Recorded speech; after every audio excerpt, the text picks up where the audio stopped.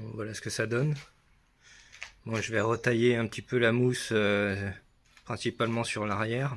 Je vais supprimer la boîte à air d'origine pour mettre des cornets. Et ici sur les côtés, je vais sûrement réaliser une plaque en fer aussi de chaque côté, parce que je suis pas sûr que les carters latéraux me plaisent en définitive.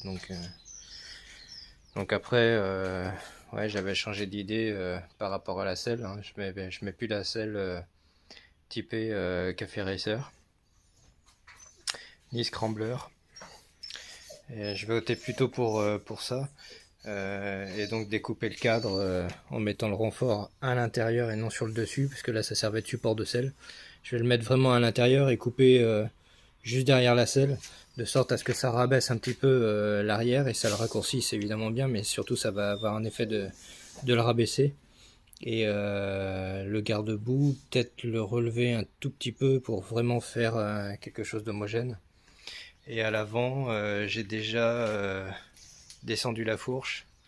Je l'ai redescendu d'environ allez, 3 cm et demi à peu près.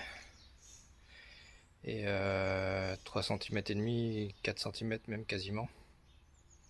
Parce que je suis à 45 mm d'unité de fourche. Donc, et puis pour le phare, ça va être un phare, c'est un cibier je crois.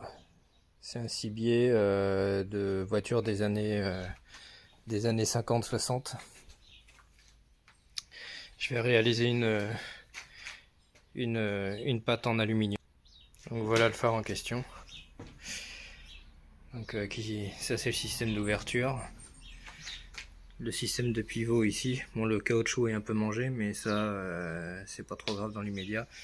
Bon, par contre le cerclage en chrome n'est pas récupérable, mais c'est pas grave, il sera peint entièrement en noir. Le verre est en bon état, il n'y a pas d'éclat, rien, juste un bon nettoyage. Et puis c'est parti. Voilà pour la selle.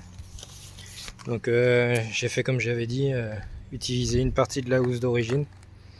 Donc ça, le métal là, ça rouille pas. Hein. C'est pas ferreux, donc ça rouille pas. J'ai simplement rifté tout le tour. J'ai déjà d'abord fait les trous, puis ensuite j'ai juste approché le foret pour juste percer la housse, et puis je l'ai mise en place en l'étirant le plus possible. Là sur les côtés, c'est pas génial. Ce que je ferai, c'est infiler une aiguille tout simplement sur les deux extrémités, et puis elle va faire le taf quoi.